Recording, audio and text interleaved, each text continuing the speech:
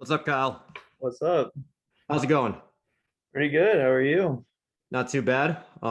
So let me tell you, the last show I did with my classmate from high school, Noah. I had a whole list of things we wanted to relive and everything because we hadn't talked to each other for several years because we've both been off at different colleges. So I had like this whole rundown, this whole list of notes and everything. This is my list of notes for tonight. Yeah. I figure you and I were in this group chat together, and if anybody's listening to the audio version of this, I've just got a blank piece of paper up here. So I figure we're in this group chat together. We have the common knowledge of what's going on in the racing world. We can probably just ad lib most of it. But I do want to give you a chance to give people an opportunity to get to know you a little bit better because that's kind of the whole point of the show, how it all started and everything. So you run this Twitter account, Awesome Rex, with a few thousand followers. Kind of tell me how that got started. Literally, I don't even remember fully how I did it. I started it when I was 11 years old. So this was 2014-ish, I think. And this was at a time where, I mean, NASCAR was still itself kind of in a better place. And I was still, more into NASCAR. And I was just some dumb little kid. So I was like, hey, in my naivete, I was like, yeah, crashes are cool, right? What if I made a Twitter account about that? And so I started that. I remember the first like God couple of months, because I was 11, I didn't have much to do. I was just like I would post like 30 pictures a day. I'd just be searching Google, just like anything I could find, any crash I could find, I'd post it. And that was back in when Twitter was, I'm not gonna say better, but it was different in a regard. It wasn't quite what it has become now. But yeah, so it started, started gaining followers, and next thing I remember, I'm in like fifth grade. I'm like fifth grade, sixth grade. I'm just like a little kid. And I got like 2,000 followers on Twitter, and at the time I was like, this is so cool. This is um. So yeah, and then it kind of evolved. I got older, clearly, but I got older and things changed. And for the last 2 years, it's been Awesome Rex, but I haven't posted a single Rex. So that's created a lot of interesting dynamic in the I know you Twitterverse. got ratioed quite badly after the Hmm. Xfinity race of Bristol. Oh yeah, which to be fair, I completely deserve. Like I'm not even gonna deny that. I thought it was funny because I totally deserve to get ratioed for that. But that is something, and I need to change the name. I know I need to change the name. Anybody listening to this that knows me, one, I know I need to change the name. Don't yell at me on Twitter. I don't think anyone would do that, but don't come yell at me on Twitter for any hot takes we might have tonight, because I know me and you, we kind of see eye to eye on some things in the sport that if somebody's listening to this and they're still really, still very diehard in NASCAR and still believe in the direction that's going, don't yell at me on Twitter. I understand. I know it's stupid that I have an account that's called Awesome Rex and I dislike intentional wrecking. I understand that. Don't yell at me. But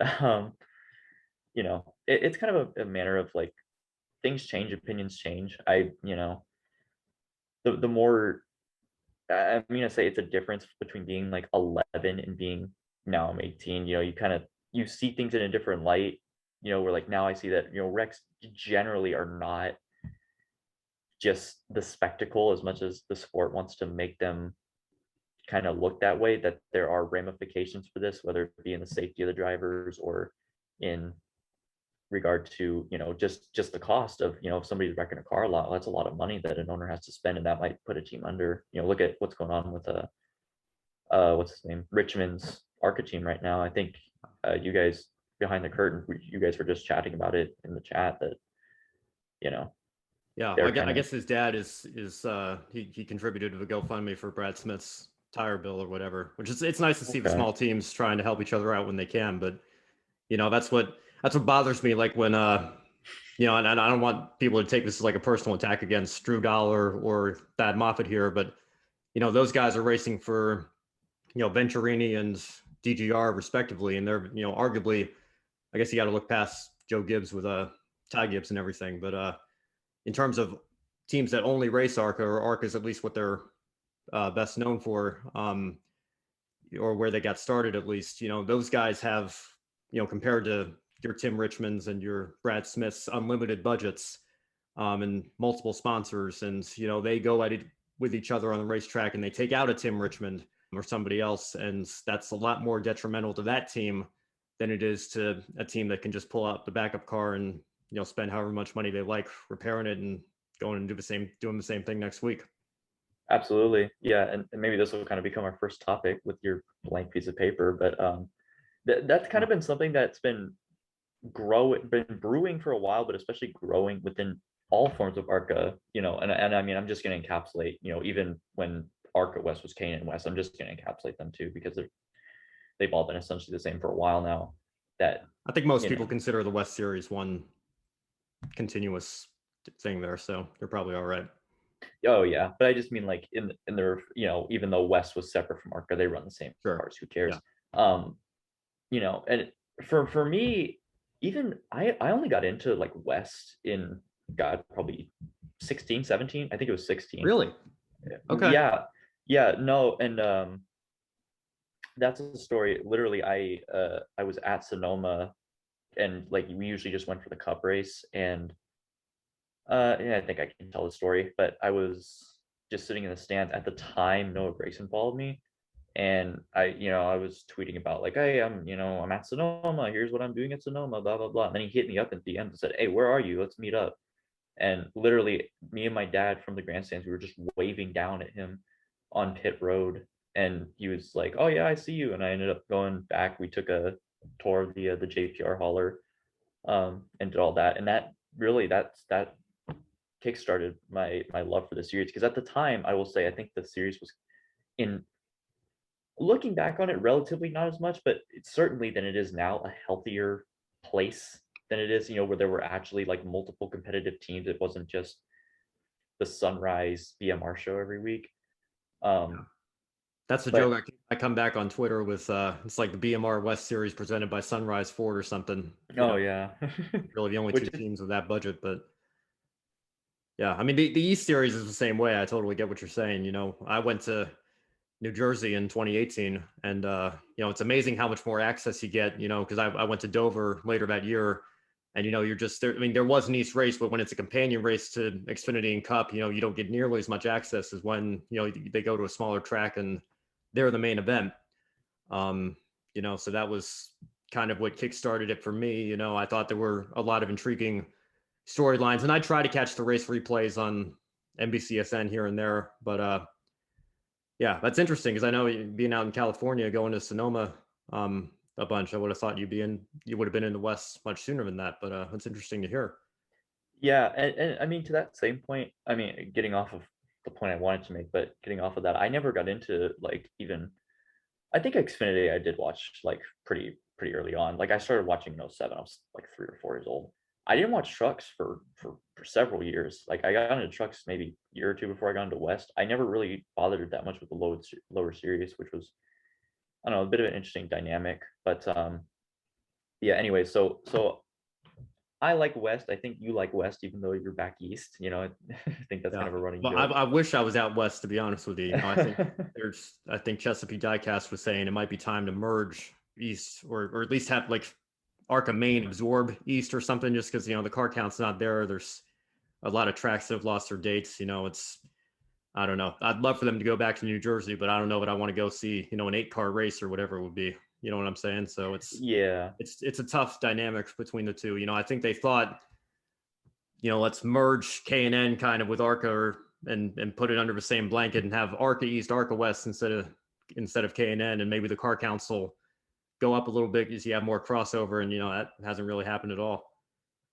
Yeah, absolutely. And okay, that kind of leads me, I can make a 2-point here, where like there is the one aspect where, getting back to like the intentional wrecking, that's something that has really started taking over the lower series in the past couple of years. I remember, this would be like 2 years ago. I think 2 or 3 years ago, it was Deegan's rookie year.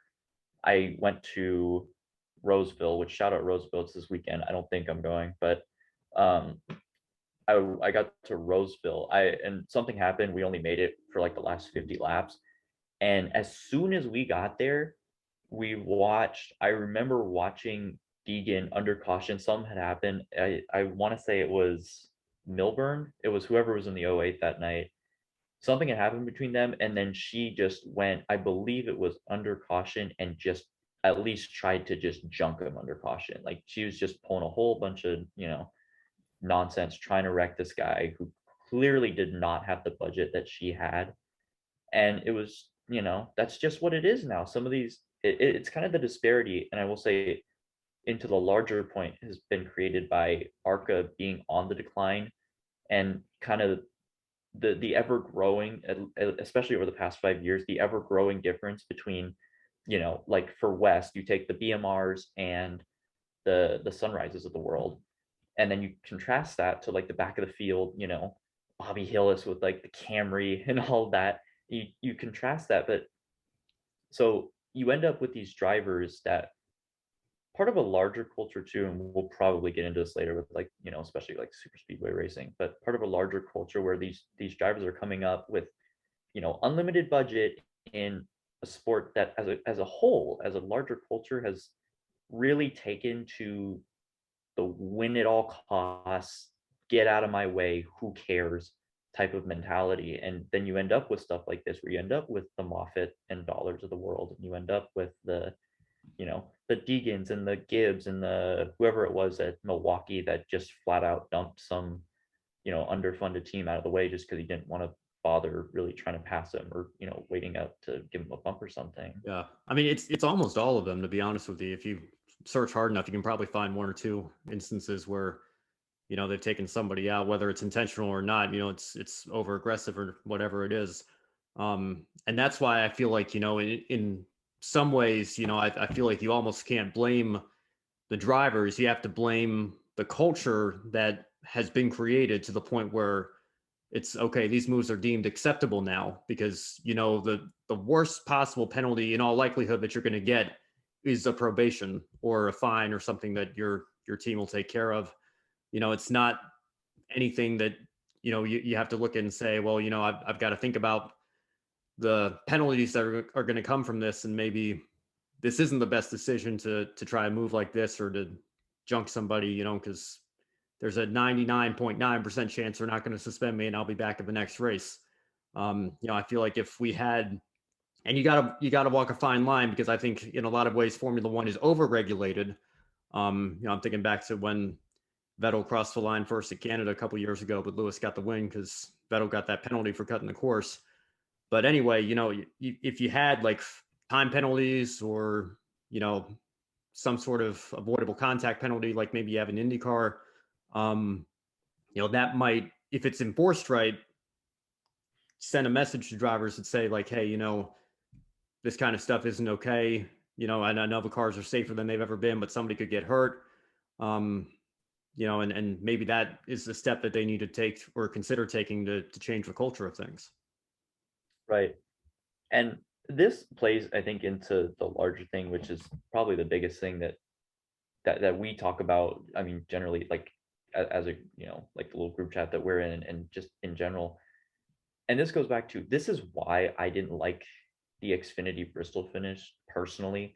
And again, you can hate me all you want, yell at me on Twitter. It's pretty funny, honestly. My Please. all-time favorite driver won the race, and I didn't really like the Xfinity Bristol finish. Right. I totally get what you're saying, man. No, yeah, because and this is something that, people were dunking on me and saying like, oh yeah, you're the awesome Rex guy, you hated that, and which, again, fair, I understand that, but it doesn't take away from the point where I didn't enjoy that finish. The race was fine. The race was fine. I did not enjoy that finish because to me it was the epitome of what the culture has become.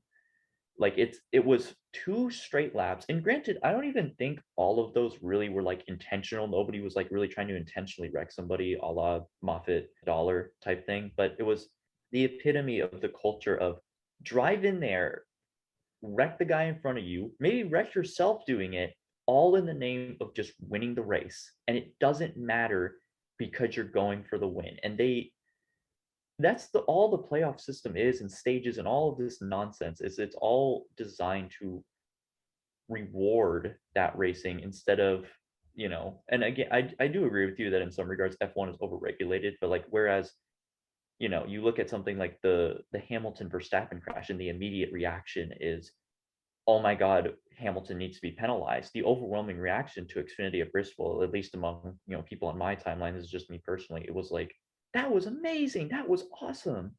And that is my problem.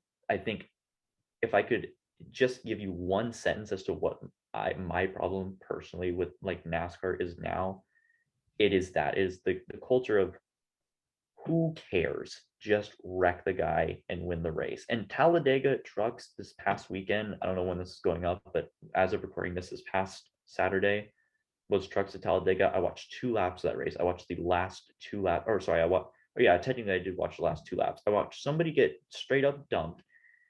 They had a yellow, they went to a green, white, checkered, and then I watched 2 more people get straight up dumped. And that is absolutely ridiculous, especially at a track like Talladega where, we've seen it, and even in the past few years, like the super speedways where people have gotten seriously hurt, that it's ridiculous that we're rewarding, oh yeah, just wreck the guy. Who cares? I don't know. Yeah. Well, that might be a nice segue into Talladega. Because I know a lot of us were fired up after that whole weekend for a number of reasons. And, I hate to get political, but, what happened in the Xfinity race. And, but then I guess Monday was pretty good. Finally seeing Bubba get his first win. That was nice. But, yeah, I mean, the whole truck series all year, to be honest with you, it's been rough to watch, because I feel like, you still have your veterans of the series. But I think back, it's actually 15 years tomorrow will be the anniversary of the first NASCAR race I ever watched. And it was ironically the truck race at Talladega. It was the first race ever that the series ran there. But you think back to your stars of the series back then, and, you had some teams using it as a step on the development ladder, if you will. But, back then I feel like it was mostly, you start in ARCA, you go to Busch, you go to Cup. It was kind of like the ABCs of the ladder there. Whereas the truck series was mostly a place for guys like, Mike Skinner, Ron Hornaday, Todd Bodine, guys that spent, a handful of years in Cup, but never really quite made it at that level. But this gives them an opportunity to continue to race and be competitive and have their own tour. And, it's a completely different culture now. You look 15 years later, most of the drivers, and like I said, you have your Craftons and your Sodders and drivers like that, but most of them are younger, inexperienced drivers who have that same mentality that they carried over, a lot of cases, straight from ARCA. And that's, win at all costs, and it doesn't matter if you wreck your teammate to do it. Right. And that's something, I think that's a good point, where that's what I mean, where it's kind of been brewing for quite a while now. And I mean, I think it started before the playoff system, but truly, I think it really kind of started with the playoff system where, they went all in on this idea of emphasizing wins over everything, you know, emphasize who cares if you wreck the guy in front of you, and do that. And now it's kind of gotten to a point where it's made its way down the ranks, especially now that they've put it in Xfinity and trucks as well. You've moved it down the ranks, and now you're seeing it where, it's been what, I think 7 years since they put that in. Now you're seeing it where guys coming up, they're just coming up with the mentality of, this is how it's going to be and this is how I need to race. And Yeah. even some of the, even the veterans of the truck series, like the Craftons and Sodders. And I mean, I will say, especially Johnny Sauter here, in my mind, I have not watched much trucks this year, granted, but I see Sauter do it more, where he kind of feeds into the mentality a bit of like, just wreck the guy. If that's what's going to get me rewarded, just do it. And on some level, you can't even blame the drivers. It's just that it's accepted now. Yeah, well, I mean, Sauter had that incident with Hill a couple of years ago at Iowa. I think that was one of the rare cases where they actually did suspend the driver. But it goes back to the being consistently inconsistent mentality too. When Brian France said it was quintessential NASCAR when Joey Logano and Matt Kenseth had their run in at Kansas, and then 2 races later, Kenseth pays back Logano, and that, I'm not going to defend that at all, because obviously that was even more blatant than what happened in Kansas. But when you send a message that this is quintessential NASCAR, but the response to that is worth a 2 race suspension, I have a hard time seeing the logical consistency in that.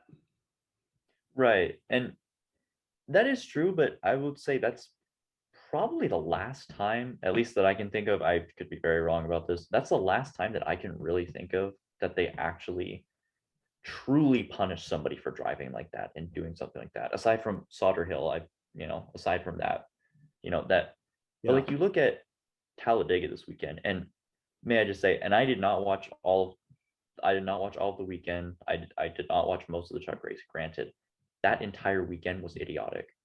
The entirety of what I saw, um, which was about 2 laps of last October's Cup race. I remember this. I watched 2 laps. I watched the last 2 laps. That is one of the most idiotic finishes I've ever seen, where it's 7 guys, none of them working together, none of them doing anything, all just wrecking each other, wrecking each other, wrecking each other. And as much as for the past 10 to 15 years, that's been a part of super speedway racing, it's really gotten to a point, and part of that I think was the NA18D package that they brought to the super speedways with just the enormous runs, and you can, if you can catch somebody in 2 seconds and do that. I think it's been exacerbated by that, but it is a problem of now, like you look at what Fogelman did, and I don't blame him. That's something, you go back to. I don't blame Yeah. him. Well, I mean, and he actually, I've looked back at it now, and he actually, I think, just within the last hour or so, tweeted something like, with the SpongeBob meme, like alternating capital letters. He was like, he intentionally wrecked him or whatever, but and he's showing 2 photos where he stays on the bottom. So I think, in fairness, I think Gilliland did come down a little bit, but once the spin started happening, I mean, he turns to the right and completely finishes it off. That part, I'll fully blame Fogelman for that one. But like you said, I mean, that's probably, with the truck that he's driving, that's the best shot he's going to have to win, at least, for the foreseeable future. Um, and when it's accepted that, that's something that, because he can't go below the yellow line either. Obviously, I mean, that's a whole. I mean, how many stupid rules are we up to now these days? You know what I'm saying? But that was the I think back to the spring race in '09, with Carl Edwards and Brad Keselowski. And Keselowski, thinking back to what happened to Regan Smith just the fall before, and it's like, if I go below the yellow line here, they're going to take my win away. So Carl comes down to block, and Brad just says, like, I'm here and I'm going to turn him, or Carl's going to turn himself, or whatever you want to call it. And, you got a car going into the catch fence, and I guess that's a more exciting finish, and NASCAR would prefer that to somebody driving on the apron beyond a painted yellow line on a racetrack for whatever Right. reason. And that is something I need to look back to the finish, granted, because if Fogelman did hold his line, then I will say really, maybe I don't blame him for the last one specifically. The whichever one, whoever he wrecked, I forget. There's so much going on. Whoever he wrecked there, but to that point, can you really blame him if he thinks that even if he's forced below the yellow line, if they're going to call him for that and say no, you don't win the race, then why should I go below the yellow line? If he's going to block me, then that's his choice. He's determining his own future, and he's going to get wrecked, and that's just what it is. If I'm going to hold my line. But you look at it's that is one I will give him. That I need to look back at that finish. Granted, I will do that, but there are other examples. It's not the only one. Even if he did hold his line, then fair play. He held his line, but there are other examples, a la last year in October, this year. I mean, you look at this year's Daytona 500. I don't think McDowell did it on purpose at all. I'm not going to sit here and say that. That would be stupid, but it is part of a thing where it's just everybody's just going for it with no regard to what they're going to do, Yeah.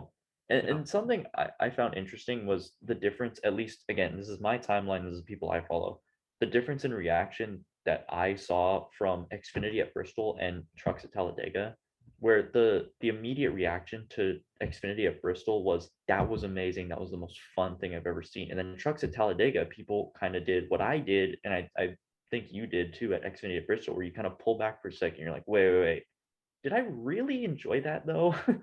Like that's a Yeah. spectacle, but is that racing? You Oh, know? I think Ethan said like that was the not fun version of Xfinity at Bristol or something like that.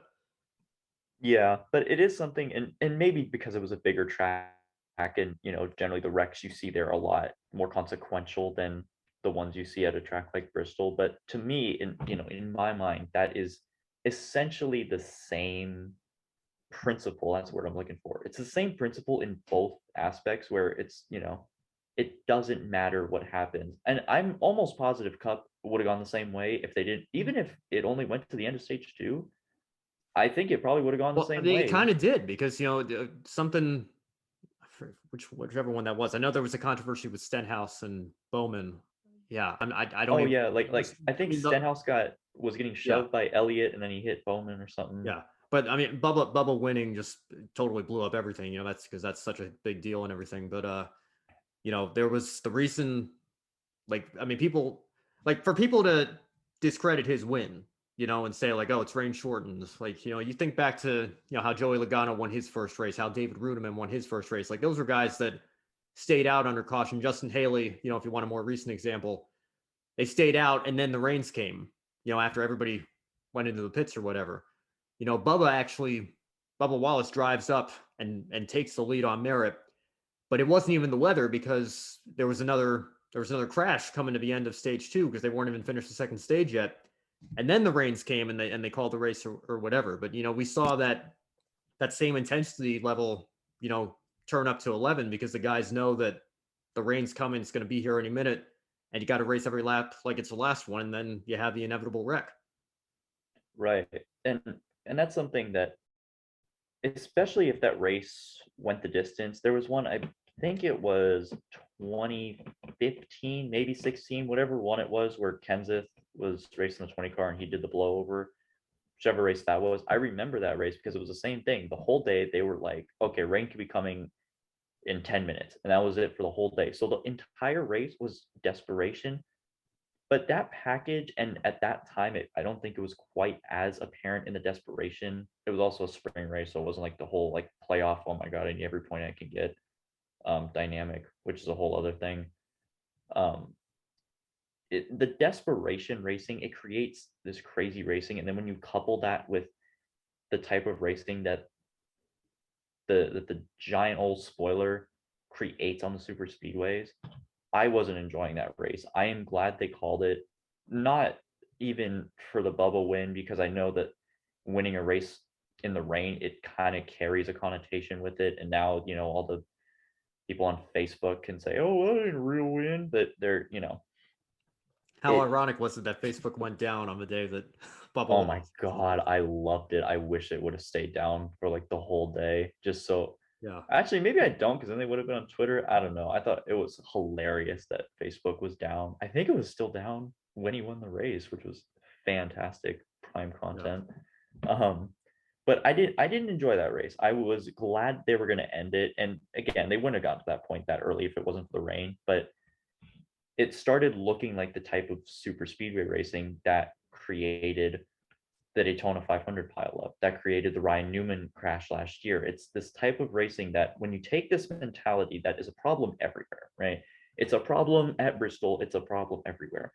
But when you take that principle and you start putting it on super speedways, I'm amazed nobody's died in the past 10 years on a super speedway. I am honestly amazed. I'm impressed by the safety of the cars, but I mean, the way they've been racing on these super speedways the past few years, it's amazing that nobody has gone up in the fence, flipped into the fence, done something like that of that nature. You know what I mean? Yeah. Well, I mean, the one that I guess you could maybe say, and I don't want to get too morbid here, but I think back to, and obviously it's very sad what just happened with the whole John West Townley situation. But which we didn't even get to on grid this past weekend, just because there's still an investigation ongoing. We want to make sure everything comes out, but think back to Eric McClure, and he had a lot of hard hits in his career. But the Talladega crash in particular, I think you got to wonder, had a safer barrier not been there, how much worse that would have been.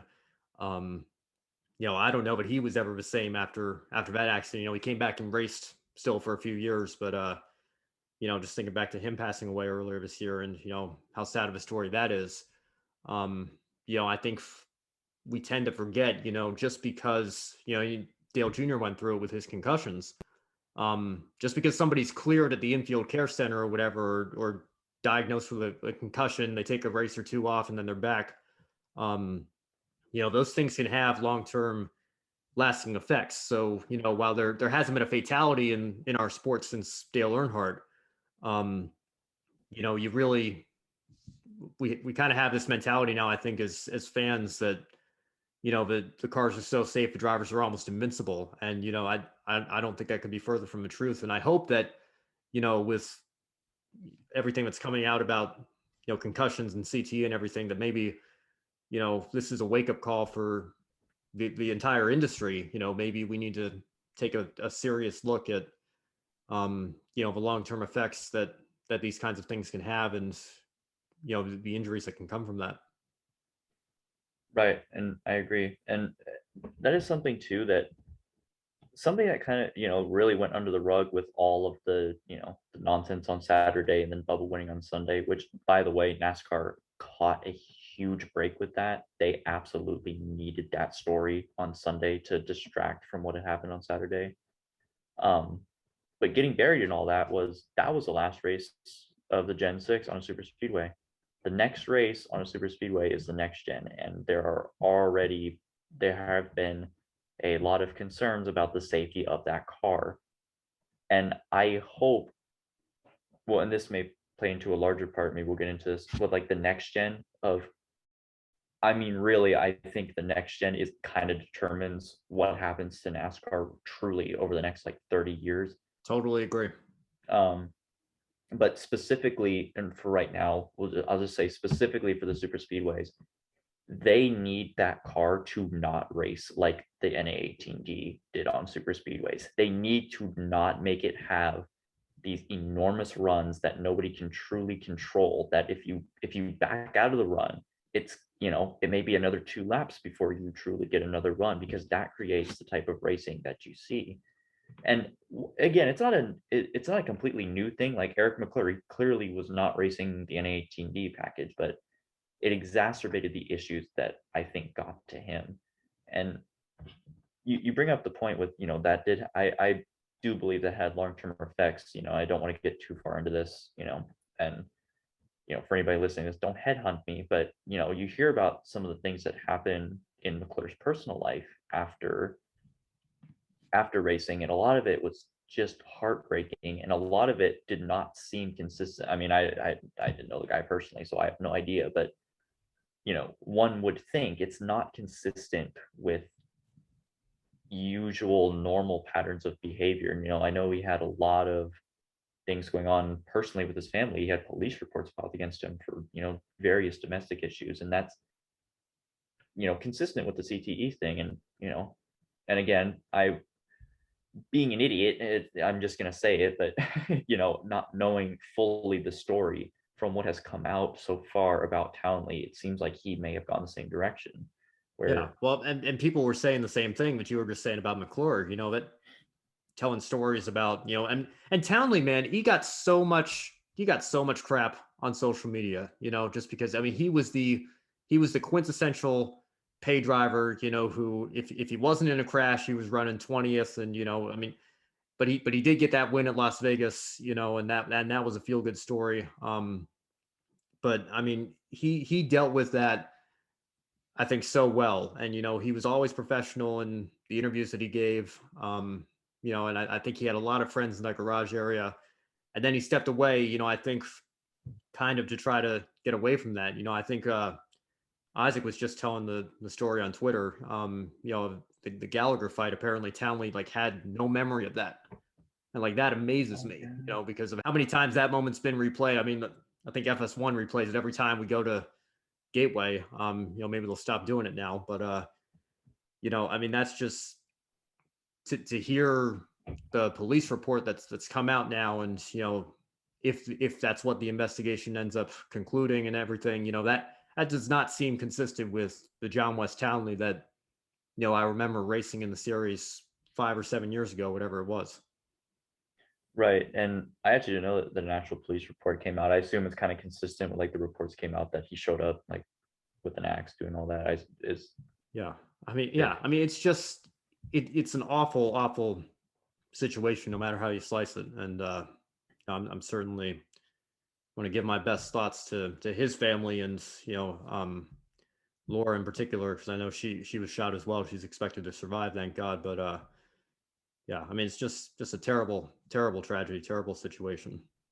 absolutely. But and that plays into a larger part of, what if there are current drivers that also in a few years will start exhibiting signs? What if, you know, and now I don't want to get too speculative, but I mean I am because again, I'm an idiot, but I mean you look at stuff of and this is one that could go a lot of different ways, but you look at like the Jordan Fish, Denny Hamlin situation. And in me seeing this stuff now, it's kind of clicking that it's like you don't really see it out. I have not seen any signs outside of that personally, being some idiot in California. I have not seen any signs outside of that that even suggest that. But it's like, what if guys like Hamlin also somewhat exhibit that? What if there's more going on behind the scenes that we don't know about that are a causation? Because I mean, Hamlin hasn't taken that many hard hits, but you think back to like Fontana 2013, 14, whatever year that was, he had that massive hit that like broke his back or something. And, it's not as common of an issue in NASCAR as one would even think it is. McClure and Townley are just a couple examples. There's plenty of retired drivers that haven't gotten that, but I hope that with the increase somewhat with the increase in wrecks aren't really even they're not that hard. They're not as hard. I'm not gonna say they're not as hard. They're not any harder necessarily than they were, but I would like to see a statistic. I would take a guess to say, especially on like super speedways, they happen more frequently now. Um, I hope in a few years we don't start to see this happen with more drivers. Like, you look at some guys that have taken a lot of big hits in their careers. You look at like Ryan Newman, he's taken a bunch of huge crashes in his career. I hope there isn't stuff going on with him that'll start to rear its head, especially with the Daytona crash, because he doesn't have recollection of it. Yeah. I hope there isn't more to that starts to really rear its head in future years, that then NASCAR needs to, if they don't nail the safety with the next gen, that is huge. There's a lot that's huge with the next gen, but there is one, even if you can get the racing okay, if you don't nail the safety and you keep the culture that you have cultivated in the sport, there's going to be an issue here. I believe I think it was Glucker Weaver the other day after the Dega finish, because the track president said, "Oh yeah, the car should look mangled after you win a race," No, which is the yeah. most ridiculous thing I've ever heard.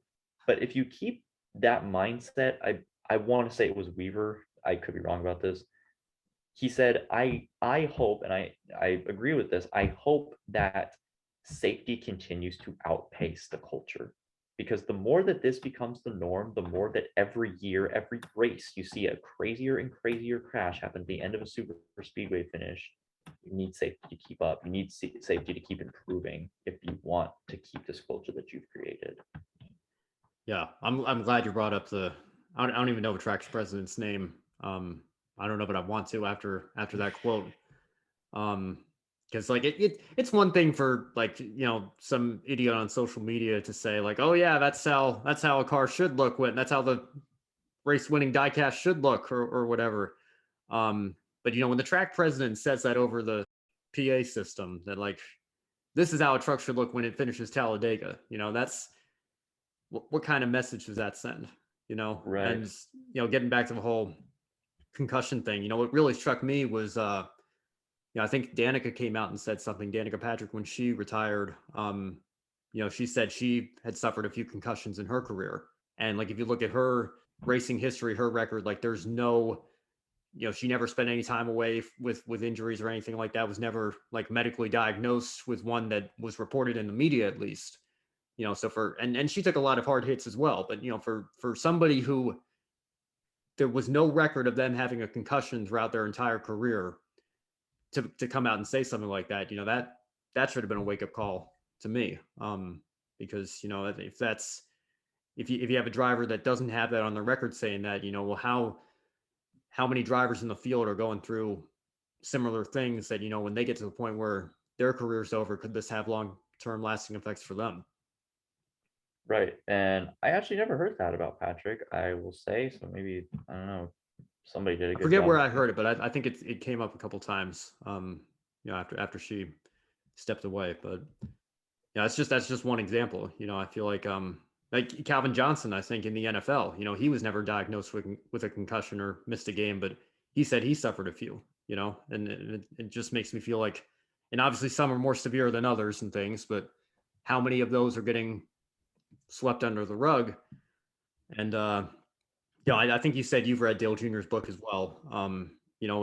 What really struck me in Racing to the Finish was that the recovery. It's first of all, you wouldn't try to race through a concussion today. That's just absolutely a massive no-no. It's not going to happen. But the recovery aspect of it too. It used to be you went in a dark room, you put a washcloth on it, and waited a week, and then hopefully you were fine. Whereas now, Dale's, he was talking about it, documenting it on his social media. He's doing a lot more active recovery and physical exercises, mental exercises, to try to actively get his brain back where it needs to be. So I think it's going to be interesting to see, with all the stuff that continues to come out. I hope this isn't something that, 20 or 30 years from now, we're going to look back and think, what if we had intervened sooner and, talked about this more, made this a bigger issue? Right. And I think this is kind of a good segue point into the next gen, where if this is an issue now, and I will say with the concussion thing, it's, you say it's not necessarily an issue. I like the Baja Blast. It's not It's necessarily an voodoo, issue actually. now. I ran out of Baja Oh, Blast, unfortunately. um, like where racing through a concussion just doesn't happen. Do we really know that? I mean, if all the stuff is coming out like years and years after people quit, who knows? Maybe it's some of these hits that you see that are like, oh my God, maybe they are getting concussed. Who knows? Whether or not that is an issue, I will say, and maybe I made this point already. I might be repeating myself. No notes, but the next gen needs to nail the safety, Right. especially in light of all the concerns that have come up about it. They need to nail the safety, and then I will make the larger point. This might be a good segue point, that the next gen really determines what NASCAR is. It determines if it stays a niche for the next 25 years, or if they want any semblance. I don't think it'll get back to the point that it was in like 2004, 2005. Personally, I don't think it'll get back to that level.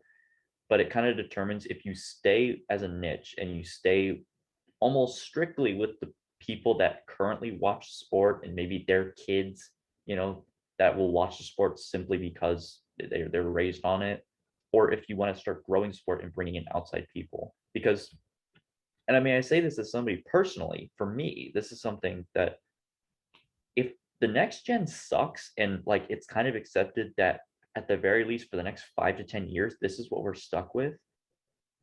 I don't know if I'm gonna stick watching the races, especially as I go through and I started college this year, so I barely watch trucks this year because I've been busy, and so even sometimes when it's on, I just kind of don't really care that much anymore.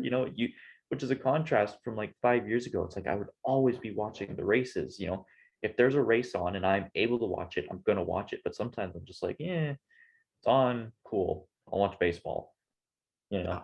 I mean, yeah, it's the exact same mentality for me. And I don't think I'll ever get to a point like, like I go on my meltdowns and everything, after I don't like what we're seeing. I don't see how 8 out of 10 fans like the 550 package or whatever. Although I don't know, maybe I just need to go enjoy holidays and find happiness. How many quotes can we get in here? But I'm never going to get to the point where I'm like, I'm never watching another race again, because it's in my blood, and at its core, it is still, man and machine and motorsports and all that good stuff. But, I mean, Like Kyle Larson right now he's 22 points above the cut line. If he has a bad race at the Roval, you thought Kevin Harvick not making Phoenix last year was, an indictment on the system. Like there's a legitimate chance that with the season that he's had, Larson doesn't get out of the round of 12. Like, that's unbelievable to me that the system can be so flawed that, a guy who's won as much races as he's won, imagine if he didn't have his playoff points from those wins or stage wins or whatever the case may be, like he'd be on the cut line right now.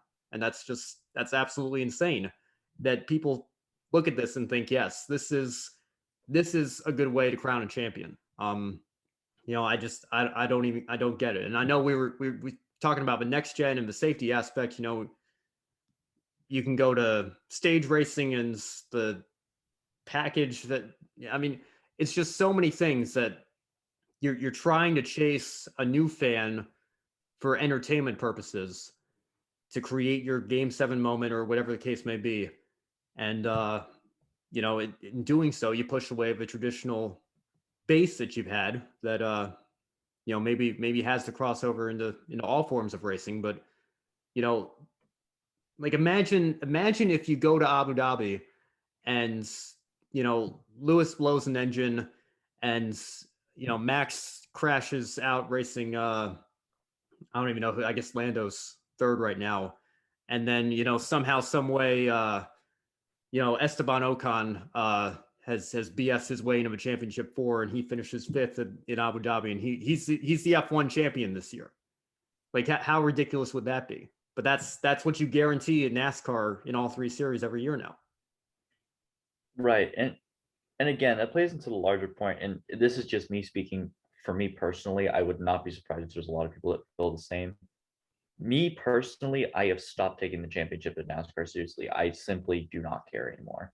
Like last year, Chase Elliott won the championship. I said, okay, and then I went and did something else. It's, truly you have made it where it does not mean a thing anymore. I don't even remember who won 2 years ago in 2019. Kyle Busch. Yeah. Kyle Busch. Yeah. See, didn't Yeah. even remember that because it doesn't matter anymore because it's not something that, I mean, granted, sometimes I'll just forget 2 years back anyways. That's, just what it is. But it's and I can tell you, I'm coming at it, I've been an AJ Allmendinger fan since his Red Bull days, so like I'm was so pumped when he said he was going full time this year, and he is totally revived his entire career with what he's done with Colleague, and even won a Cup race this year, which is just unbelievable to still think about. But like he wins in that finish that we talked about at the start. That gives him the regular season championship or whatever. Like that, because that's now a thing. We're gonna mark the regular season champion, I guess, as if we're still tracking those points, even though we're talking all year about a playoff system. And that's why Denny Hamlin, I think, flew under the radar as well, because he didn't win a race until the playoffs, even though he was right there with Larson, having a fantastic season. But getting back to AJ, like if he wins the championship this year, like as a fan, that's going to be great. I'll enjoy it, but he's got the regular season championship on his resume now. And that to me, even though it's not as prestigious, even though, people aren't going to look back in the record books 10 to 15 years from now and see that, when they see the list of champions in the series, that to me is a much better indicator of the kind of season that he has had with Colleague. And, the fact that he did get the edge on Cindric for the regular season title, that to me shows, just how good he's been. And, with that, I don't want to say I don't care, because I do care a little bit as a fan. If I said that, I wouldn't really be a real fan in that regard. But, I'm hardly going to be devastated if we get to Phoenix and he doesn't get the edge on Cindric, or if he even makes it to Phoenix, because he crashed out at Talladega. Now there's a question of, does he have enough playoff points in his bank to be able to recover from that? It's just such a needlessly complicated system that doesn't even reward the most deserving driver of a championship. And, going back to the point that you just opened with, that's why I feel like, I'm not going to sit here and get on my soapbox and say, like, Tyler Reddick, for example, in 18, is an undeserving champion, because Tyler Reddick doesn't go to NASCAR and tailor make the rules for him to have his best track be the season finale and, you know, give him a system that allows him to win the championship that way. Um, I'm just here to tell you the reality is, like, you want to talk about the champion being the best driver in the series. You know, you tally up the regular season points, and he has a teammate in Elliott Sadler and a teammate in Justin Allgaier that scored more points than him over the year. So, in a way, he's the third best driver on his own team in his own garage, and yet he's hoisting the season long championship trophy at the end of the year. And, you know, there's just something about that that makes me think to myself, you know, if an outsider sees that and they see somebody who has a dominant season and this guy's the champion and that guy isn't, you know, what does that say to people? Right. And that's something I think that is kind of already pushed me. I think I'm starting to, I mean, behind the curtain, I think in our chat, I think Will has, talked about this a little bit, but more and more, I mean, I think I'm being pushed to a point where like the past couple of years, really, I have cared a lot less, whereas 3, 4 years ago, even I was still kind of really into the stuff and I was watching, every race and I would be here and there. Even like earlier, I'd kind of realized that, oh yeah, Cup kind of sucks, but I still watch West every week because it's still doing pretty well for now. And now that's where it is, But for me, it's kind of a thing of the championship system has made it so as a whole, I just take it less seriously and I'm less invested. And I mean, that's not solely their fault. Granted, it's just that, life happens. I'm 18 now. There's more stuff going on in my life, but it's a matter of, whereas like Roseville is this weekend, before COVID, I had been to 4, I believe, in a row at Roseville. I think I'm almost positive I've been to 4 in a row. I didn't even know it was this weekend until Monday, maybe last Sunday. Where it's like usually that would be something that I would have marked off, like kind of in my mental calendar, like a month or 2 beforehand. Like, yeah, there's that race. I want to go to that race. I want to get us to that race. It kind of doesn't do that for me. And again, me personally, I think the next gen kind of determines, because for me, it's become more of a thing of I have really lost any investment in the championship, but sometimes you can still watch a race and still be invested by the race if the racing on track is good. Like Xfinity Bristol, I did not enjoy the finish to that. I enjoyed most of the race, but then you look at I watched it on DVR because I worked that day. It was the Bristol night race. I enjoyed that race because, I mean, even though the ending was kind of silly, I think it's fair to call it that. The actual battle before, like before Elliott and Harvick hit each other, I enjoyed it because it was two guys who were racing cleanly hard in a dynamic track. I enjoy dynamic Bristol personally, racing multi-group racing, going at each other and being able to race like that. If you get rid of that aspect with the next gen car, the one last thing that you have with your car, I just don't really see anything of that. And again, I probably will be the same as you. I don't think I'll ever get to a point where I'm like, I'm never gonna watch again, or like I'm not gonna watch a single race this year. I still probably will. I'll still be, and granted, I've been enjoying the heck out of IndyCar like this past couple of years, and like F1 has its own issues, but I am enjoying that when I can watch it. It's on at 4 a.m. Pacific. Um, but your last, at least to me, the way I see it, your last talking point, if you're NASCAR, your last untouched talking point is the on-track product. And if they don't hit with the next gen, like if they do something where if they end up going with another 550 package and they do that everywhere, and I think Bell is quoted as saying that even tracks like Bristol feel slower now, like with the next gen car. If that ends up being true, I think that's kind of your last stand. That's the last thing that they really need to not mess up.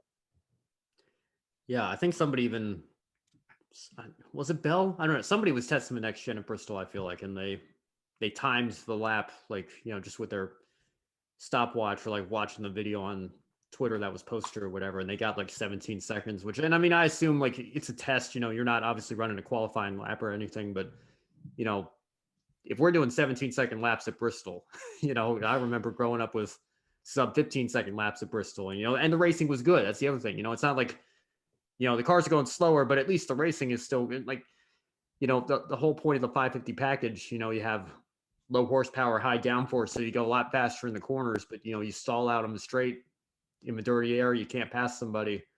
I really, it sounds like that might be the direction that they're going to go with this next gen car. And if that happens, then, I say in the chat sometimes that like, I pray every night for a split or something. And, I say that mostly in jest because, I think a split, you saw what happened to it with when IndyCar had their split. I think that was largely more detrimental than you look at the problems that it might have temporarily solved or whatever.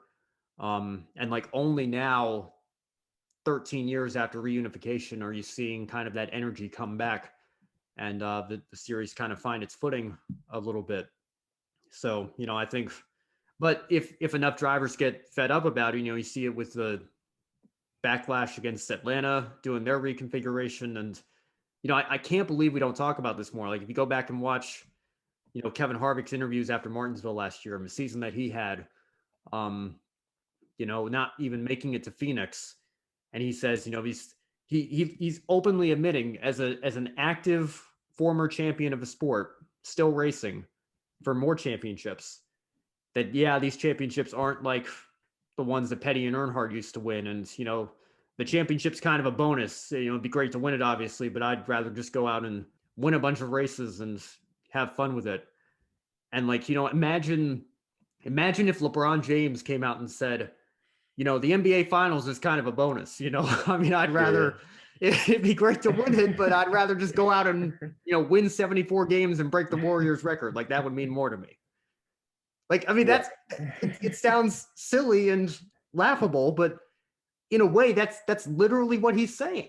I'd rather just go out and win as many races as I can. The championship is kind of a wild card. It's kind of a bonus. Obviously the system's broken. We didn't even make it to Phoenix this year. So it'd be nice to win, but I don't really care. And that's Kevin Harvick saying it. This isn't a fan saying it. This isn't a pundit on YouTube or Twitter or whatever saying it. Like this is a champion of our sport. And that's how he feels about racing for a championship in NASCAR in 2021.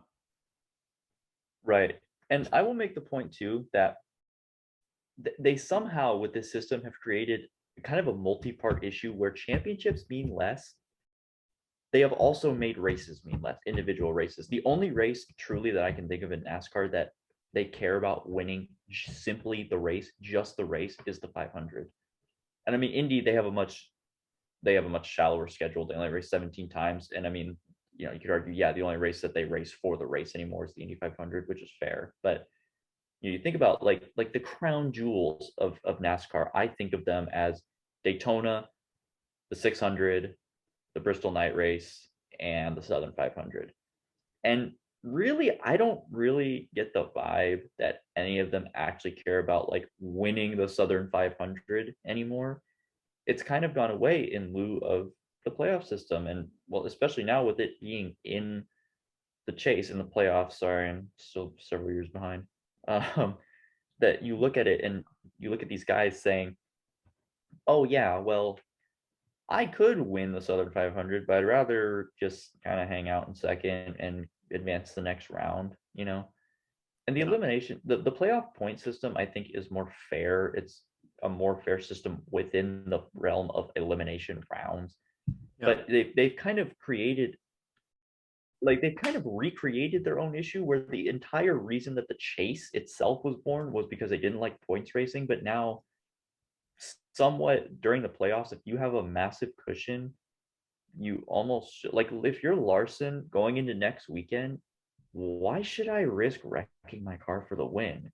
If I'm only 15 up on the line and I wreck myself going for the win, he's just gonna be points racing. So they've kind of recreated their own issue again, just with a worse, objectively worse context. we're not going to point race, but the NBC ticker is going to have the playoff points as they run taking up half of the scoring pylon for the entire. I mean, it's ridiculous. like how do you reconcile that? And you Freudian slip or whatever, call it the chase. I think that's I don't really care. That's a much better, like at least I think back to Steve and I don't know, maybe Steve Phelps is a really nice guy. I don't want to make any personal attacks or anything.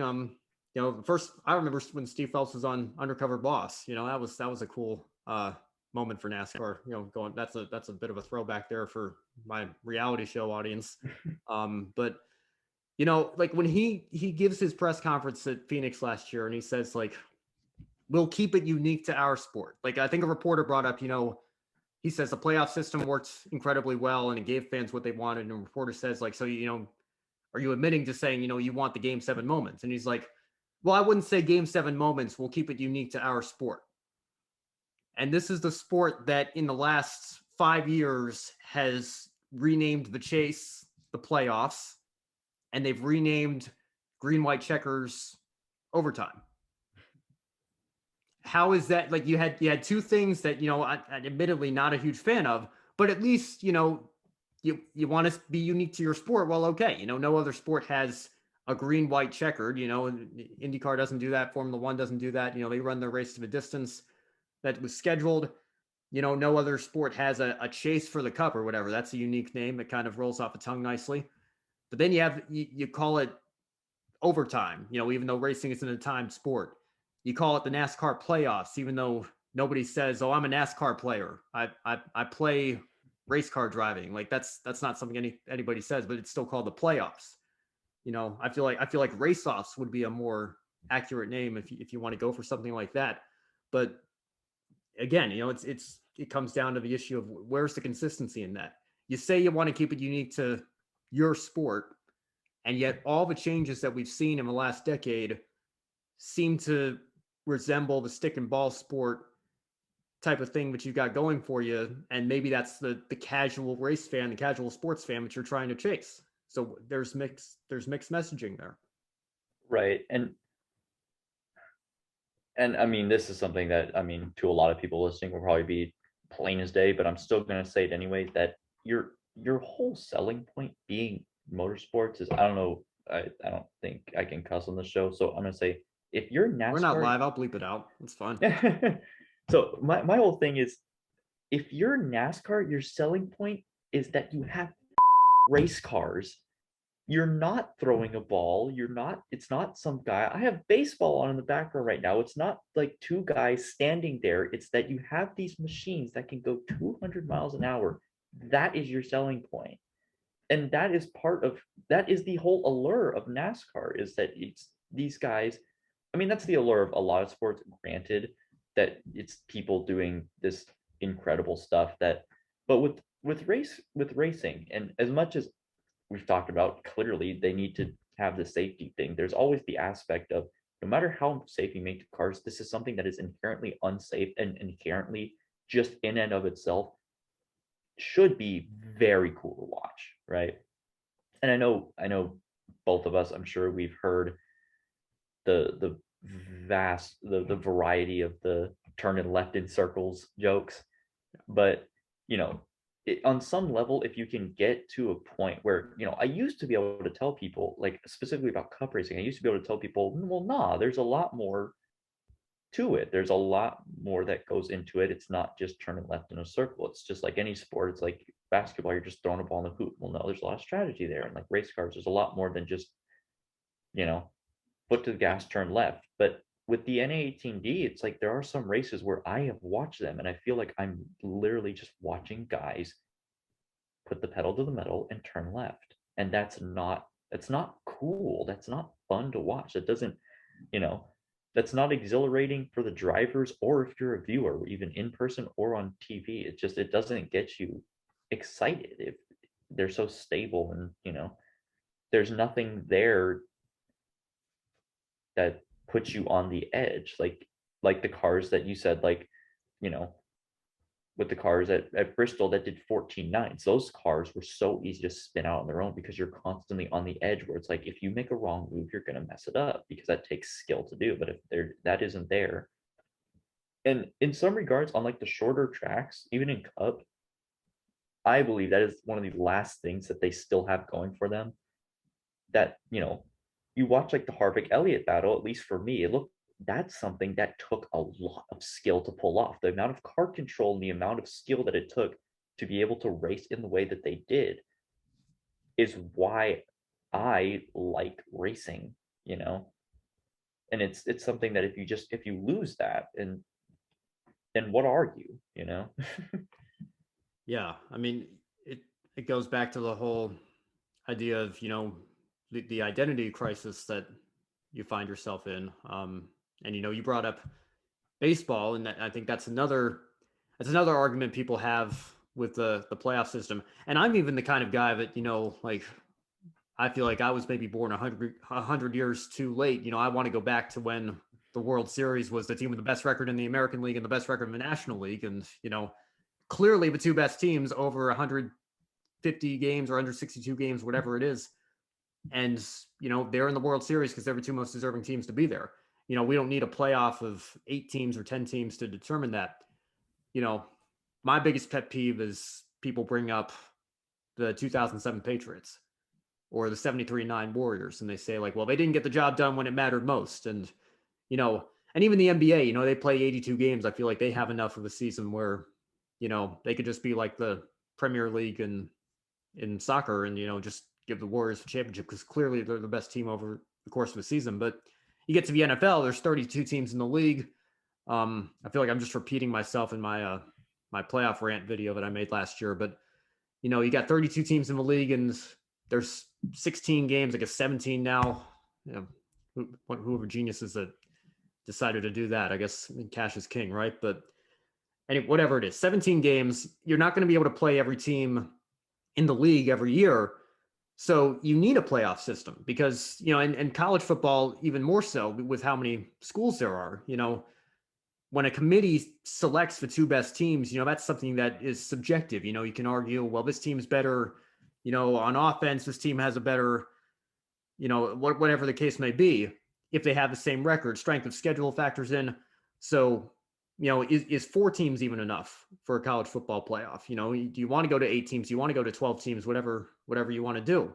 And you have the best teams play each other, and then that's how you determine your champion, because that doesn't always happen in the regular season. It's very rare that you get 2 top 5 teams, in the top 25 ranking playing each other. But then you go over to NASCAR, and every driver, for the most part, obviously every part-timers and everything, but every driver that's running for a championship is out on the track every week, and you award points from first to last. And whoever has the most points, at least it used to be this way, over the course of a year, that usually corresponds with the guy that has the best average finish or the most wins or whatever the case may be. And they're the season-long champion. I guess I shouldn't have said most wins because, then you bring up what happened in 2003. But, even though Newman had more wins, he was a lot more inconsistent in Kenseth. And Kenseth, had a better season overall statistically and wins the championship. And then you decide, well, the champion shouldn't only win one race. And then you create a system where Matt Crafton goes out in a truck series a couple of years ago and wins the championship without winning a single race. How ironic is that? So, it's just like I said, we could keep going, on this. I don't know if we have any more topics we want to get into, but it's just a needlessly overcomplicated system that when you throw the stage racing and stage points in there and playoff points carrying over, it's even more difficult to explain. Although I do like the playoff points carrying over because at least that, it's not like a hard reset like it was from 14 to 16. It's impossible to explain to somebody who doesn't have an interest in the sport that already exists. And, at the very least, when you have stick and ball sport playoffs, it's very simple. The winner moves on and all that stuff. But, who's got the most playoff points, who's locked in because they won a race, even though they're way below the cut line. It takes ages upon ages to explain. I feel like right here on this podcast, I've wasted enough time explaining it and we should move on. But, I can't stop because I keep thinking of other parts of the system that I should bring up. It's just totally overcomplicate it. Right.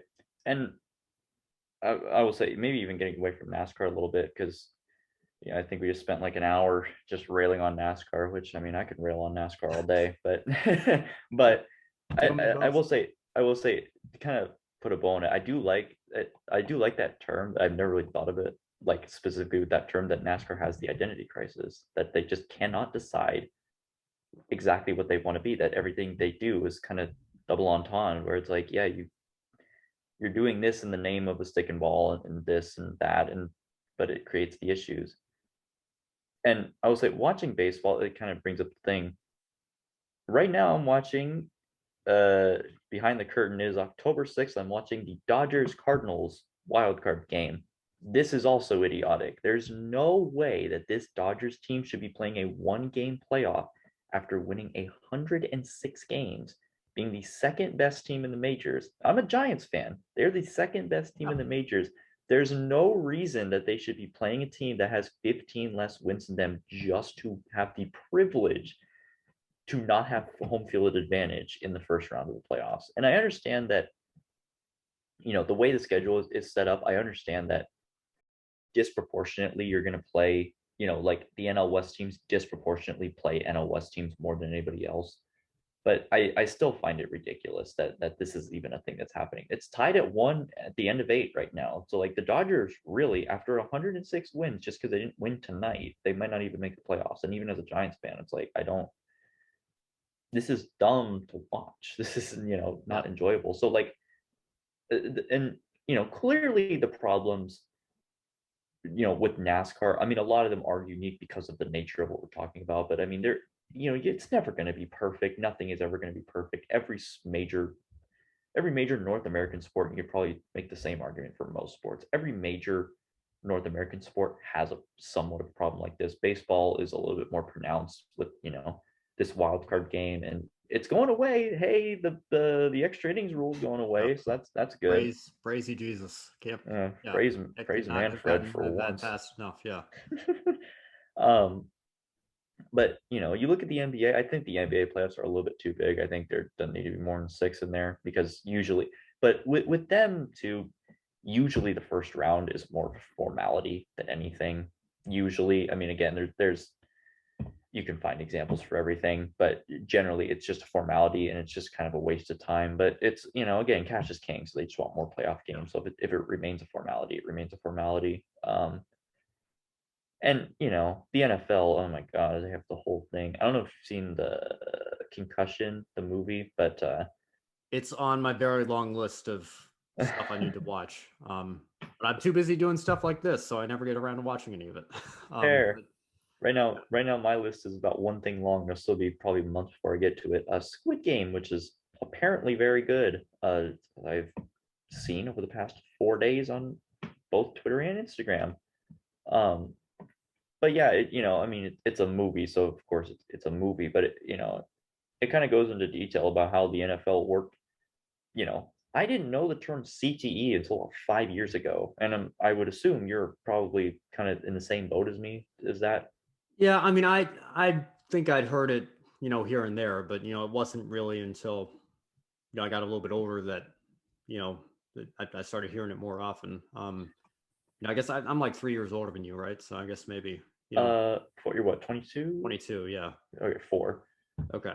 Well, whatever the case may be, I get there's certain age I feel like where you start paying attention to that kind of aspect of it a little bit more. So I wouldn't say 5 years ago, but I'm certainly not watching the Super Bowl as an 8-year-old thinking about all the lasting effects of concussions that player just took a hard helmet to helmet hit or whatever. That's certainly not something you're thinking about at that age. But right, and that's something I probably should have prefaced most of this with is I understand on some level, at least in my mind, as a viewer of this, it's it's just part of the thing with naivete and not knowing anything when you're a kid, and kind of the nostalgia. It's never going to be what it was. The guys who just swoon over like 1965 being better than right now, and it's like you kind of look at it and it's like, well, it really wasn't, but it's just nostalgia. I understand that on some level it's never going to feel the same as when I'm some little 4-year-old just watching it. I get that.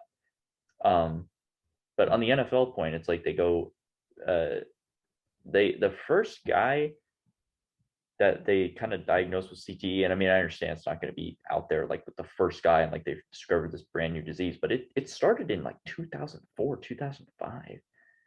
And really, I don't think it became, and I could be very wrong about this, correct me if I'm wrong, yell at me on Twitter, but it's kind of a thing of, it didn't really become mainstream for another like 10 years because the NFL actively worked to cover that up. And, and that's something is, I can rail on NASCAR all day long. Trust me, I can. But I understand that it's not, problems are not unique to NASCAR.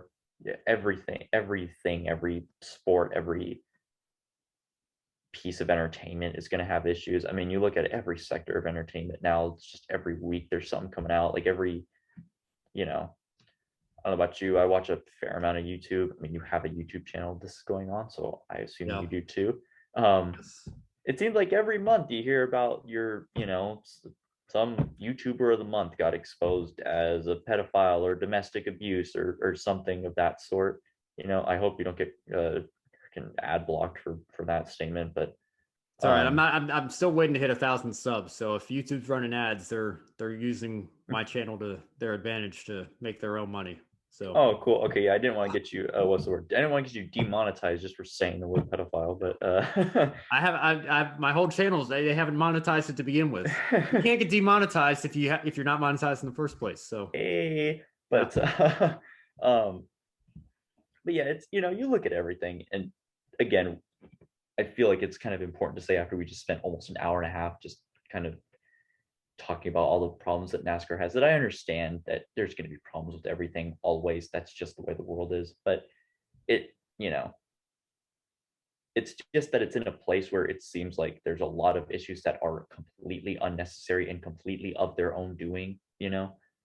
That sometimes there are issues that are issues in a sport, but then they're not necessarily created by the sport. A lot of times they are, if there's a big overhanging problem. But sometimes it's just like, I mean, you take like a stick and ball sport, and I mean NASCAR too, sometimes somebody just figures out a good new way to cheat, and like I would argue the sport didn't necessarily create that, but I mean it's just a problem they have. Yeah. I mean, the MLB, I think you could go either way with like the whole like spider tack thing earlier this year, where they didn't really enforce it for years, but at the same time they also probably didn't, for 100 years they just weren't having guys going to friggin' chemical labs trying to figure out what's the stickiest thing that I can create, period, and then put it on my hand and throw a baseball with it. That's not necessarily created. It's just that stages and playoffs and stage points. Oh my, that's all created like in a kind of in and of itself by NASCAR. That it's all just completely unnecessary to some regard. You know what I mean? Yep. But 8 out of 10 fans seem to like it, so it's here to stay. Oh my god, the fan council! I got kicked out of the fan council because they put in a thing. I was in it for like a year or two. I think it was right after N18D came out. I like joined it. You're supposed to be 18 to join it. Yeah. I was not 18 originally. I don't know if I just didn't put an age in or if I lied. I was in it. I saw some of the questions they were putting up, which those questions they put in that fan council are absolutely atrocious. At least they were when I was in it. I mean, I've seen the screenshots. Isn't it like, would you rather have, like close racing, but, a bigger margin of victory or a smaller, like, I mean, I feel like they don't even make a lot of sense. Essentially, I mean, they're kind of guiding you to the thing. It's like, would you rather have faster cars, but they suck, or would you rather have slower cars, but they're good? It's like, how am I supposed to answer that question and really get my point across? Yeah, so I got kicked out of it because then at some point they had a checkup of like, oh yeah, please put in your birth date. I didn't realize you had to be 18. I put in my real birth date and I got kicked out, and I was just like, okay. So that's the fan council. I'm sure they're still doing it, and I haven't seen a screenshot from there in a while, so I don't know if the questions got better or if everyone just kind of accepted, yeah, this ain't gonna change, so we just don't care anymore. But it's a trip. It's Yeah. such a trip. Yeah. Well, I want to, I know it's almost basically it's midnight for me here on the East Coast, but I got my caffeine here, so I'm doing okay. I do want to get into baseball quickly, just because I feel like there's actually a lot of similarities with what's happened there with the runner on second rule, which I think is the absolute worst of all of them. But you got the pitch clock now that I think they're trialing in the minors. That they're trying to find out ways to speed up games, like the intentional walk rule, which I think is the dumbest thing ever, because for some pitchers it's hard to do that, and occasionally you get an opportunity to swing at one of those, and it changes the. I mean, I just don't. I don't know. It's the same idea to me that you're kicking away of a traditional fan to chase a new fan who maybe has casual interest but doesn't want to sit through a 3.5 hour game. And when doing that, you do it at the expense of your core audience, who is only going to leave you if you start doing stuff like this and make it a focal point for the sport. Right. And yeah, and that's something that, I never have been, I've always liked baseball. I've never been that into baseball, but I mean, and again, it's something I think we've talked about it, and I will say it again. I will say it to anybody that listens. Part of why I've watched more baseball this year, regular season, than generally I watch, which still isn't like a whole lot, granted, but I watch more this year than I have a lot in past years. And I will attribute a good part of that to people on YouTube being good at marketing players and Major League Baseball not being good at marketing its players. Where, some of these guys, like I watched a whole thing, like a whole 45-minute video on like Yasiel Puig like a month ago, and it was super interesting. Like I always just knew Puig is like that guy who just got mad at people a lot and fought a lot, but like I never knew about his story. Like he came from Cuba, tried to come like 5 times, and always got denied. It's interesting to do that stuff, and that's just more of what you need to chase if your baseball is just making you care about these players, making you care about these teams, and that's what gets people to have an investment in this. And I will say too, I don't know if you've heard about it. I haven't heard about it in a while, but I know I'm sure they are still considering it. The NBA was considering having a mid-season championship, like a regular season, like a tournament Yeah, championship I thing. don't know how far that's gotten. They had the play-in tournament now, which I think again, like as if these 7 or 8 seeds are gonna do anything but lose in the first round anyway. So why are we wasting time, wasting play? I mean, like what happens if the Lakers found themselves as 7th seed last year? What if LeBron had gotten hurt and like torn an ACL or something, and then that ruins his entire next season, playing a playing game to get a spot in a series that he's going to lose to Phoenix anyway. Can't believe how many people picked the Lakers to win that series. It's unbelievable to me. But anyway, that's a story for another time. But yeah, I mean, just the whole idea of the expanded playoffs again. Which I guess, I mean, my Phillies have been so awful. It's hard to get into it when your team's there's no hope, and they completely wasted Bryce Harper's season this year. After he finally started playing well enough to justify giving him $330 million, as if anybody could be justified being given $330 million to play baseball. But I don't even know. I lost track of where I was headed. The playoff system, I guess, right? Expanding it to 16 teams last year. Like obviously last year, kind of, that whole season was, 60 games is kind of you almost have to put an asterisk next to it. And I don't want to, I'm sorry, I know you're a Giants fan. I don't want to take anything away from the Dodgers, because it is a World Series, and there was a season that was played. But when the Astros, one of the most unpopular teams in all of pro sports for obvious reasons right now, go 31-29 and are one game away from making it into the World Series with a record that's one game better than 500. That to me is, I don't know, like they don't seem like they should be in that position, and when you have a playoff system that allows a team like that to make it that far, something seems fundamentally wrong with that. Right. And that is something that personally I'm okay with the playing game. and this is just mine again. I totally understand why you don't. I completely get it because I would hate like the midseason tournament because it's just adding it and that's something else too. I understand all these sports are businesses and cash is king because that's the whole point. And the NBA, even I don't think they should be that big, but I don't really care that much because it is a formality and like Yeah. usually it's not a thing where you're like basketball is less of a sport where you can just get on a random run and then start doing well as the 8th seed. Baseball is kind of unique in, you know, Yeah. because Well, of hockey, how I think many the games same are way, played. with the scoring being low enough, that gives teams an opportunity to get hot at the right time. But yeah, I mean, like what you were going back to what you were saying about the playing game, like you are coming at this as a Giants fan, and the Giants just won, what was it, 107 games, and the Dodgers win 106 games. And it's only because the Dodgers are in the same division as the Giants that they find themselves winning 106 games in this play-in game when teams that have are in the 90 win range, win their divisions and they don't have to worry about that. And that when somebody like you speaks about it as a Giants fan, talking about the Dodgers, when somebody like Kamikaze Games, the YouTuber, is making a video last year about Kevin Harvick's his second most hated driver in the whole sport, and he's admitting that there's no reason Harvick shouldn't be the champion. That speaks volumes to me because you're going behind, you're going beyond, I should say, your obvious bias there. Like, this obviously isn't a team that you support or a driver you support or anything, and yet you can still look past that and see that this system clearly is not the greatest, because there's no reason for them to be in this position, because when you look at it objectively, they've had one of the best seasons in the entire league or sport or whatever, and yet here we are.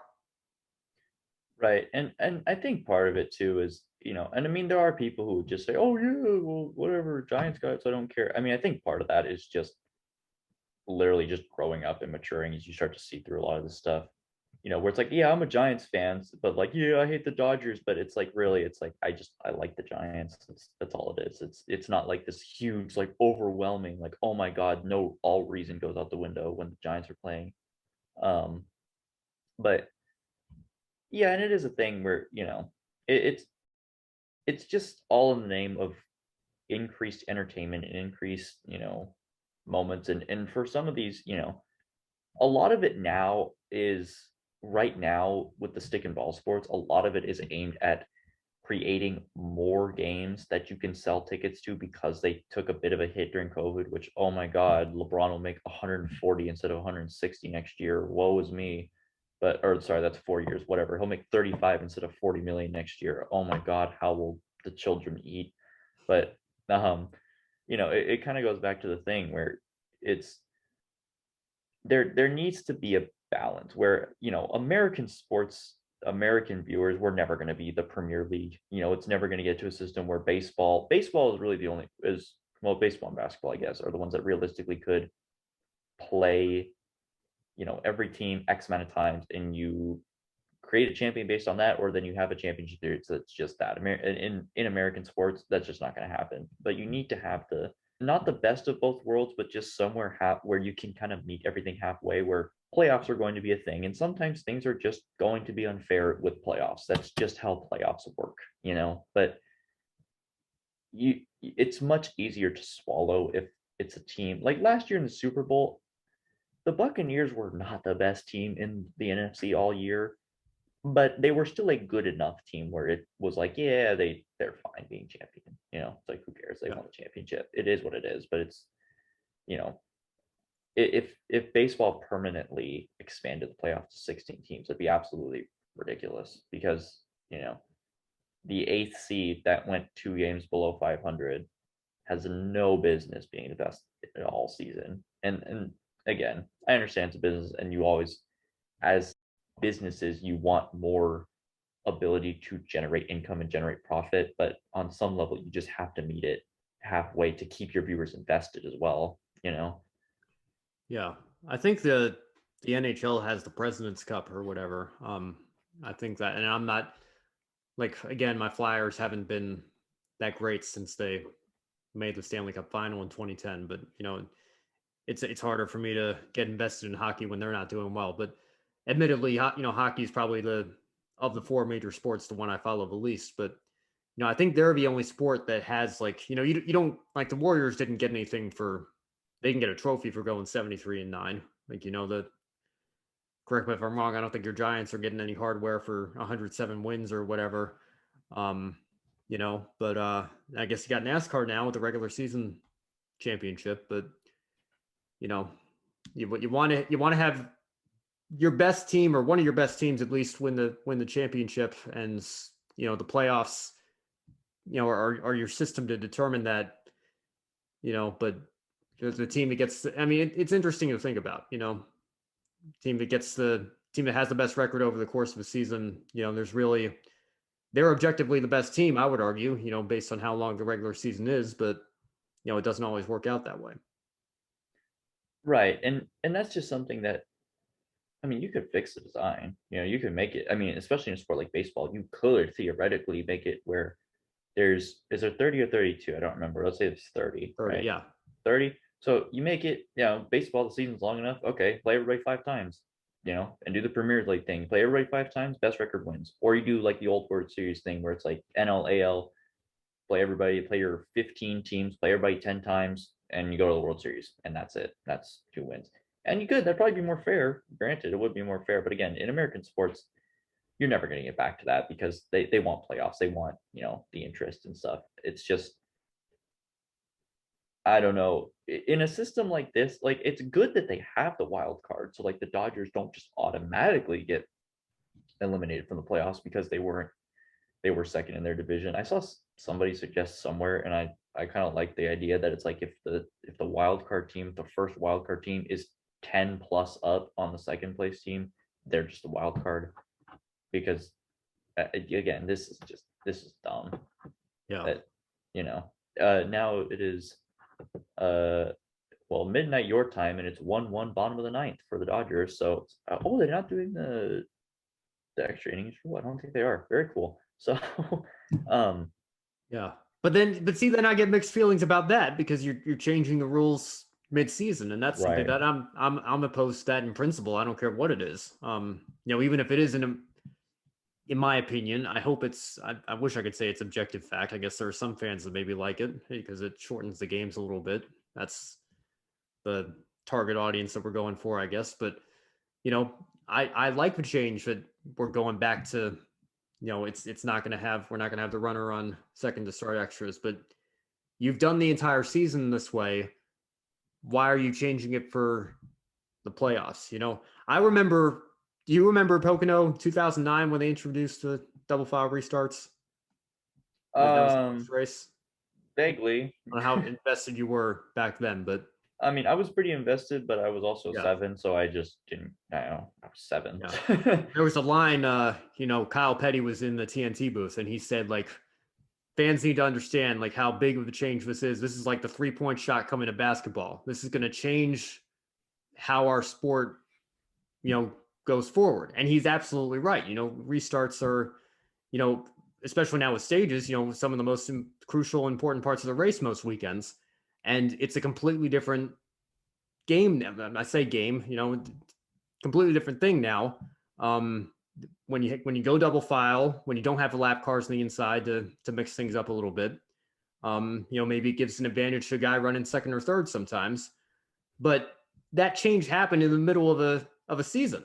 Like imagine. I mean, Kyle brings up the 3-point line. Like imagine if the NBA decides, okay, the Warriors are doing too well, and Steph Curry and Klay Thompson are just too good. We're going to take away the 3-point line with 30 games left in the season. Like how is that going to make any sense? So right. I don't, as much as I am in favor of getting rid of the extra innings runner on second rule. I don't know how I feel about playing an entire season like that, and then the playoffs you decide, just kidding, we're not going to do it anymore. Right. And yeah, that's something I don't really know if there's anything else to build on that. We've hit a lot of topics in an hour and a half. If you've made it this long or you skipped ahead, if you take anything out of this, know that I'm dumb. I realize that. Yell at me on Twitter about it. Sports are bad, but also good. I think that's kind of a good way to encapsulate everything, right? Yeah, I guess that yeah, I don't I'm a sports fan, I always will be, but you can nitpick as much as you want, but I think it is fitting we end on that because I think, you know, NASCAR in particular, but baseball in particular as well, there's been a lot of changes in recent years that, despite what we hear about 8 out of 10 fans liking what they're seeing or whatever, I think when you look at the reaction, and granted, Twitter is not, representative of the entire fan base, obviously. But and that goes for any sport. But I think it does give you an idea of, a certain demographic and how they feel about it. And I think, Twitter in particular, I think as a social media, it tends to be used by younger people, especially when you compare it to Facebook. And, if 8 out of 10 Twitter users are voting no on Jeff Gluck's poll, for a 550 race, what does that say about the direction that we're headed if that's where the majority of races are going to be, if that's how the majority of races are going to be run next year or with the next gen or whatever the case may be. So Right. And maybe that's something just as a little tack on. Like maybe 8 out of 10 current fans do like it, but you look at the viewership numbers and they're down far from what they yeah, were 15 years ago. So even if 8 of 10 current fans like what they're seeing, 8 of 10 fans that were fans 15 years ago do not like what they're seeing. yeah. Well, that's an excellent point to bring up because if ratings are down 50% or 60% or 70% or whatever the case may be, even if I grant to you that, well, okay, Steve, 8 out of 10 fans do like, the 550 package or whatever, you've lost 100% of the 60% of existing fans you had that have tuned out now. So 8 out of 10 fans like it, but at what cost? How are you going to bring back the fans that don't like it, that have turned it off? Right. Yeah, I will reiterate if you're skipping through this wonderful podcast, because I don't blame you, because it's been like almost 2 hours, I think now. Yeah, I Sports are bad. sometimes trim some of the fat, so we'll see how Okay. long it ends up being. But Okay. But yeah, so I will reiterate and you can cut this or whatever. Once again, sports are bad, but also good. I am dumb. Yell at me on Twitter about it. yeah, well, that is a good place to end on. So thanks, man, for joining me. I know it's not too late for you. I should probably let this save after the call ends and let the recording do its thing, and then probably just go to bed, even though I'm all hyped up on Mountain Dew right now. But yeah, do you have anything you want to, any social media you want to plug or anything like that? Any projects you got that you're working on? Um, Currently, no. I've been very busy recently. If we somehow can get it set up where I'm here in like 6 months or a year from now, hopefully, but who knows how busy I'll be then. Check out my eBay. I'm selling old diecasts, so please bid on them. Give me money. Yes. Thank you, by the way. I did get your I think I left some feedback and shot you a message. Thank you for the Michael Waltrip Oh, car and the two old Bush cars you threw in there. I appreciate that. I'm happy to support you in your little side hustle there because I know what that's like. So I appreciate that. thank you. And yeah, that is cool. Is having the platform. I will say there's a lot of cool people. I've seen a few people that I recognize from Twitter. And people that I consider, like you, people I consider friends that have bought some stuff just to support a little bit. So that's really nice, and I do appreciate it. Um, but yeah, so yeah, follow, or I don't even know if you can follow on eBay. Look at my eBay when I post stuff on there. It is smurphy6948. So buy some stuff from me, give me some money. I'm a community college student, so it's always much appreciated. I have an Awesome Rex Instagram, but I have not used it in like 2 years, so don't bother. Anything, follow me on Awesome Rex on Twitter and yell at me there. And if you're watching this, and I don't know, hopefully within a year, I'll have it changed. So if you're watching this a year from now, it's probably changed by now. And yeah. Yeah, yeah. Well, it'd be nice to get you back here as well, maybe in a year or so. Depending on what you've got going on, because I know like you're a tennis player, right? And I think you've got the photography thing going for you as well, like Ethan does. We didn't even. Well, which disclaimer, I've really never actually done that to the level that he does. He actually does that stuff. Sure. I Yeah. still have not done that. Again, hopefully that's something that I can actually find a little bit of time to do. That's a whole other thing that it's like, I mean, and again, I could talk for hours about. That's something else that I'm even weighing. It's like, do I really want to try to do this when there's like so much free Yeah. work that you got to do and all that nonsense? So who knows where I'll be in a year? Yeah. If you asked me a year ago where I'd be, oh my God, it would be so different than where I am right now. So who knows? We'll figure it out. And yeah, one thing I hope to have accomplished if like if it's a year before I'm back here, I hope I have my Twitter name changed. That is a small goal, and I hope I have that accomplished. Other than that, I have no idea where I'm going to be in a year because if anything, COVID has taught me, it is that things can change at the tip of a hat, and they may and they probably will. So maybe I'll be in the same place, maybe I'll be in a different place. But yeah, I hope uh, I hope next time I Zoom opening up Zoom will be out of the ordinary instead of like this call being, the fifth Zoom call I've been in today. So Yeah. Yeah. Well, like I said, there's a lot that we could have gotten into that we didn't get a chance to. So happy right. to have you back anytime. Yeah. And And something that best. Yeah, absolutely. Best of luck with college and everything. I wish your Giants well, since my thank Phillies are you. pathetic. I don't have a rooting interest anymore. And yeah, anytime you've got an open offer if you want to come back, and we can talk some more. Absolutely. And it was great because I think this is the first time we have actually like spoken with our human voices to each other. Yeah, So yeah, that's nice. um Will and I were making the same point when we had him on a few months ago. So hopefully I can get Hunter next week. He was talking about, he was fired up after Talladega too. He wanted to come on here, and he's got some stuff going on right now. He's a little busy this week, but hopefully we can get him on next week or week after that or something. Because I'm sure something stupid's going to happen at the Roval. oh, I absolutely. think you can pretty much take Absolutely. that to the bank. And then we'll be fired up again. We can have much of the same conversation we had tonight. So Yeah. Although I will say, I hope if I am on again, I hope next time because this was a nice venting session about NASCAR, granted, but I hope next time maybe we can get into a little bit about a little more about us as people because we talk so much about racing. It's like, and I think we know like generally, stuff about each other, but sure. get a little bit more into that. So Yeah. yeah, this was Nice to be fun. able to talk to somebody instead of, texting through a keyboard on a social media platform. So Right. I appreciate that. And yeah, all the best, my man. Hopefully we'll talk to you soon. For sure. Appreciate All right. it. Have a good night. You too.